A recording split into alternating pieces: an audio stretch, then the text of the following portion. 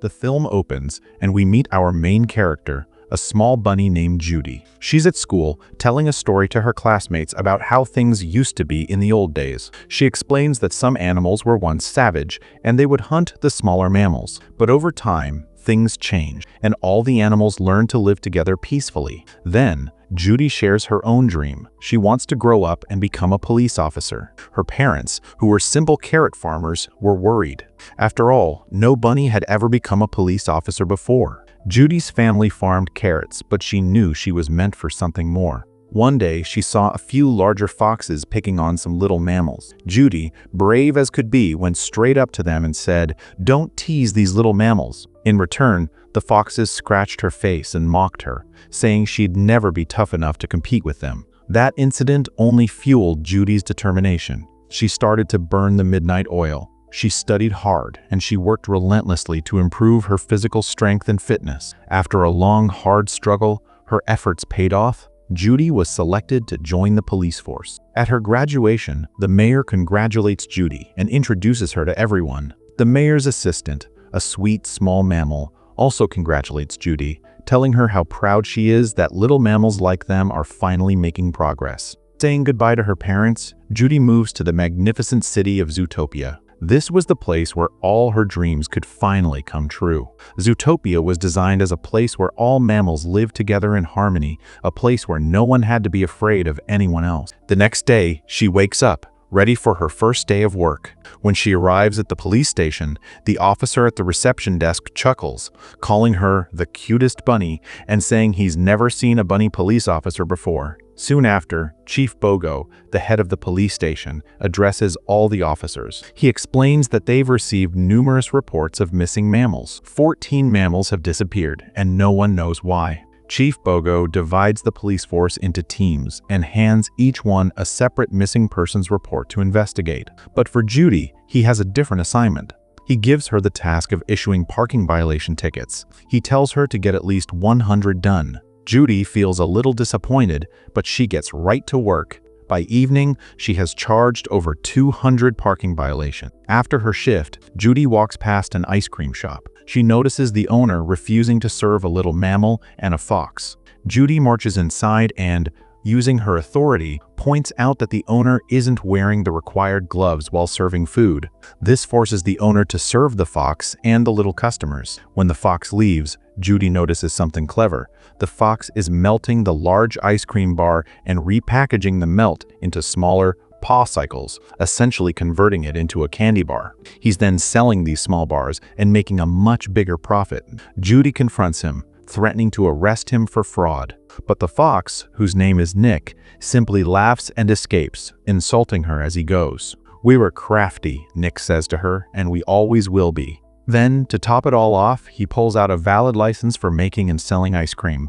Judy's first day as a police officer was exhausting and completely unpleasant. She goes back to her room and calls her parents, but she doesn't share too much about her difficult day. Suddenly, a small mammal comes running up to her, yelling that his shop has been robbed. As the thief runs past, the shop owner urges Judy to catch him, saying, "You're a police officer, why don't you catch him?" The chase leads her into the area of Zootopia where the smallest mammals live. Using her quick wits and agility, Judy manages to capture the robber. Back at the station, they find out the thief was stealing expensive and unique items. Chief Bogo calls Judy into his office and scolds her. "This was not your duty. Go back and issue parking tickets." Judy requests to be given a real police duty, to catch thieves and help people. Just then, a small lady arrives, demanding to know why no one is searching for her husband, who has been missing for days.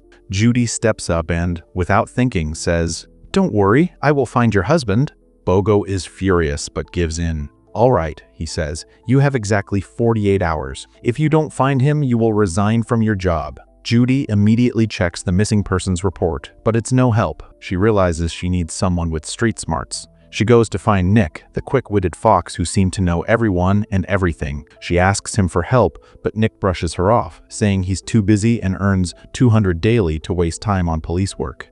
Judy, however, has a trick up her sleeve. She cleverly lures him into a conversation about how he'd have to pay taxes on his income. Then, she reveals her carrot-shaped recording pen. She has recorded his entire conversation. She blackmails him, "Help me, or I'll arrest you for tax evasion." Unwillingly, Nick agrees to help. The missing man's name was Amit, and he was a member of a yoga club. Judy and Nick go there, but the owner has no information. He suggests they talk to other club members. After speaking with a few people, they learn that Amit had been acting strangely, even savagely, in the days before he disappeared. They find a witness who saw him leave in a white car and manage to get the car's license plate number. Nick admits to Judy that he has a few contacts in the Department of Mammal Vehicles. When they arrive there, they are frustrated to find that the workers are incredibly slow and reluctant to work. Finally, a slow worker gives them the vehicle owner's name. They immediately drive to the house and find the white car. Judy discovers clues suggesting Amit was recently in the car,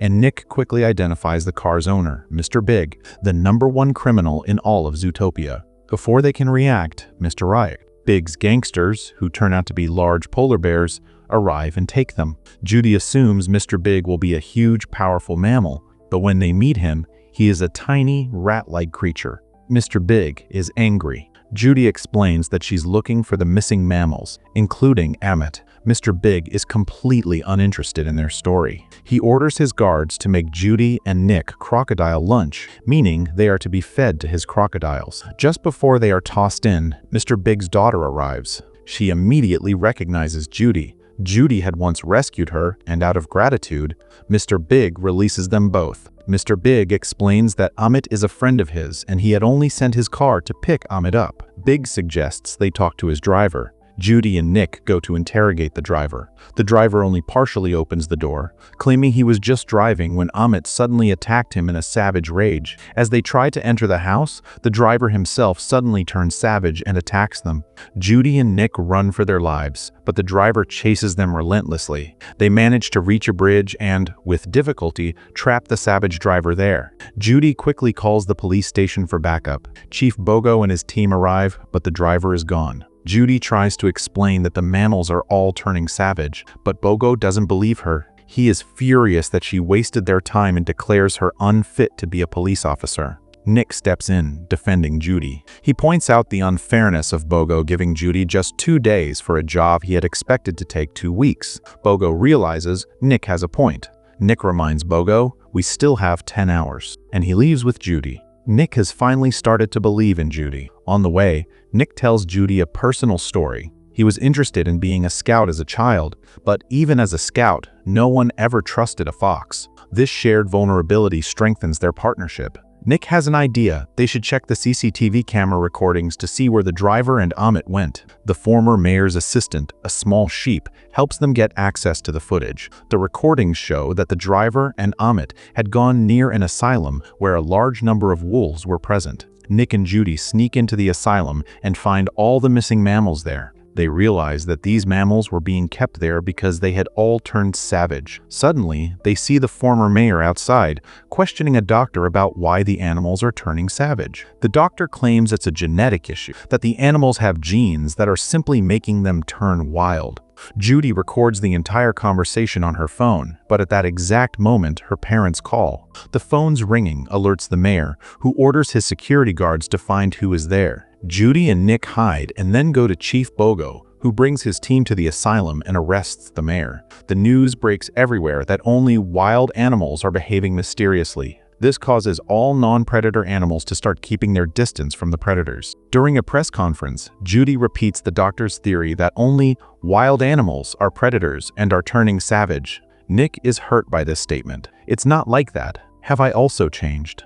The next day, Judy goes to Chief Bogo and hands in her resignation. She decides she can't do the job anymore. She returns to her parents' farm and starts helping with the carrot farming again. While working, she notices some flowers near the farm. Her father tells her they are called night howlers and are planted to protect the crops, adding that any animal who consumes them could die. Judy has an epiphany. The savage animals, including Amit, were talking about the night howlers' flowers. She realizes this is the key. She gathers some of the berries from the flowers and goes straight back to Nick, begging for his help. She explains how the flowers can make animals go wild. They track down the thief who had stolen the flowers earlier. He confesses that someone had paid him to steal them. The thief gives them the location of his buyer. At the location, Judy and Nick find a train filled with large quantities of the blue night howler's flowers, along with some specialized guns. They hide and watch as a sheep arrives and builds a gun. They realize that if someone is shot with this gun, they will instantly turn savage. Judy decides to bring the whole police team in, but before she can, the guards, who are a flock of sheep, begin chasing them. A huge fight breaks out, and the train starts moving. Judy and Nick fight their way out, and the train explodes, destroying all the evidence. Judy is devastated, but Nick cheers her up, revealing that he had managed to hide and save one of the guns. They head to Chief Bogo to show him the gun, but before they reach him, the new mayor arrives. It's the same sheep who was the former mayor's assistant. Judy is immediately suspicious. "How did you know we were coming to show the gun?" They realize the sheep assistant is the true mastermind, manipulating the entire game. She orders her guards to pursue them, and Judy and Nick fall into a large pit while running. The assistant comes over and openly reveals her plan. She admits to manufacturing the savage gun. She confesses that she wanted all the wild animals gone so that only the small mammals could live in Zootopia. She then aims the gun at Nick and fires. Nick immediately turns savage and starts attacking Judy. Everyone is worried, but a few moments later, Nick reveals it was all an act. The gun was loaded with the night howler's berries, but instead of the drug, it was loaded with the small red berries from the carrot farm that Judy had brought. Chief Bogo and his team arrive and capture the malicious assistant. The film shows that a cure has been found for the savage animals. The former mayor is reinstated and confesses that he too had been worried about the mystery and had tried to find a solution, but no one believed him. All the wild animals are cured.